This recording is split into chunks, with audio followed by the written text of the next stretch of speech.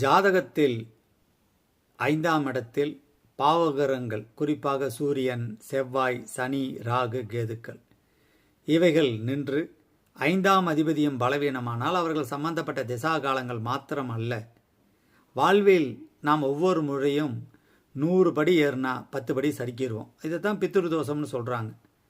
பல காரணங்கள் இருக்கிறது. இவற்றை நாம் விலகுவதற்கு பல்வேறு பரிகாரங்களை நாம் நாடுகிறோம், ஓடுகிறோம். ஆனால் நவகிரகங்கள் சிவபெருமானுடைய கட்டளையின் கீழ் இயங்குகின்ற வள்ளல்கள். சிவபெருமான் எஜமான்.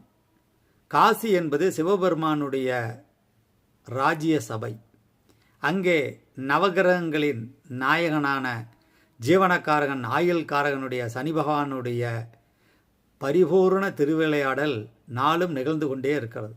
அங்கே சென்று நீராட வாழ்வு மலரும்.